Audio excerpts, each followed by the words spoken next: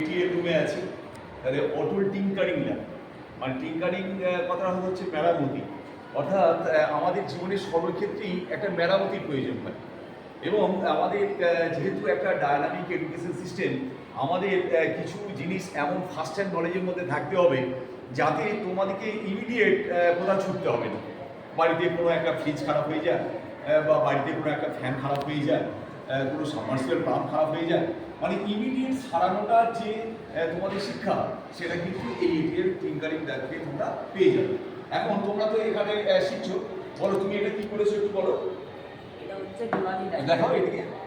এটা দিওয়ালি লাইটের ভিতরে আলো জ্বলছে। পুজোর সময় বা অন্য কোনো অনুষ্ঠানে বাড়ি সজ্জিত করতে এটা কাজ। তাহলে এই যে বাড়ি সজ্জিত করছো তুমি, তাহলে এটা তোমাকে আর বাইরে বাজারে যেতে হচ্ছে না, মিস্ত্রি রাখতে হচ্ছে না, মানে এখানে তোমার খারাপ হয়ে গেলেও আমি এটা ইয়ে করতে পারবে।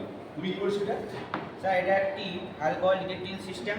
যদি কোনো ব্যক্তি মদ্যপানরত অবস্থায় ট্রাফিক সিগন্যাল এড়িয়ে যদি যাওয়ার চেষ্টা করে, তখন ট্রাফিক পুলিশ এটিকে নিদর্শন করার মাধ্যমে জানতে পারে যে কোনো ব্যক্তি এটা কি বলছে দেখো, কোনো ব্যক্তি মদ্যপান করেছে কিনা। দেখুন, আমি এটা হাতে অ্যালকোহল মেখেছি। আচ্ছা, এতে দেওয়ার সঙ্গে সঙ্গেই এই বাতিটি জ্বলে উঠলে বোঝা যাবে যে সে ব্যক্তিটি মদ্যপান করেছে। বাহ, তাহলে এটা তুমি দারুণ শিখেছো। তাহলে তোমার এলাকাকে তুমি এইভাবে তুমি সচেতন করবে, যারা অ্যালকোহল খাচ্ছে তারা তুমি বুঝে যাচ্ছ, তাদেরকে সেইভাবে সচেতন করবে। তুমি কি করেছো? যে একটি স্মার্ট ডাস্টবিন, যেটার মাধ্যমে আমরা ডাস্টবিনে টাচ না করেই আমরা এটা খুলতে পারবো। যেমন দেখুন, আমরা হাত দিয়ে সামনে হাত নিয়ে গেলে এটা খুলে যাবে। আচ্ছা, কিন্তু যখন কোভিড টাইমে যখন আমাদের যখন সংক্রমণ হওয়ার আক্রমণ ভয় ছিল, তখন আমরা এটা ব্যবহার টাচ না করি, টাচ করলে আমাদের যেহেতু কোভিড হওয়ার সম্ভাবনা ছিল, তাই এটা টাচ না করেই আমরা এটা খুলতে পারতাম, যার ফলে আমাদের সংক্রমণ হওয়ার সম্ভাবনা খুব কম ছিল। তার মানে আমরা বুঝতে পারছি যে আমরা একটা করোনার বড় থেকে আমরা চলে এসেছি। আর ডাস্টবিন শুধু করোনা বলে নয়, ডাস্টবিন আমাদের প্রতিনিয়ত লাগছে, কি বাড়িতে, স্কুলেতে। তাহলে এইভাবে তোমরা যদি একটা ডাস্টবিন করতে পারো, তাহলে এটা তোমাদের মধ্যে একটা শিক্ষা হলো, এবং আগামী দিনে এটা থেকে একটা আর্নিং ইনকাম। মানে তুমি যখন তোমার অবসর সময় এরকম ডাস্টবিন কিনে তৈরি করে দিতে পারবে, সেখানে তোমার একটা ফিনান্সিয়াল হেল্প তৈরি হয়ে যাবে। ঠিক আছে, এবার এদিকে এসো, এদিকে এসো।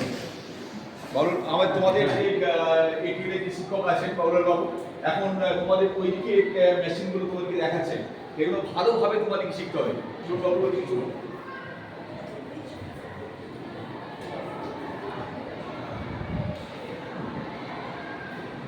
আর এইদিকটা ভালো করে দেখো, এই যে এখানে আছে কিউরিসিটি আছে, ক্রিয়েটিভিটি আছে, ইমাজিনেশন আছে।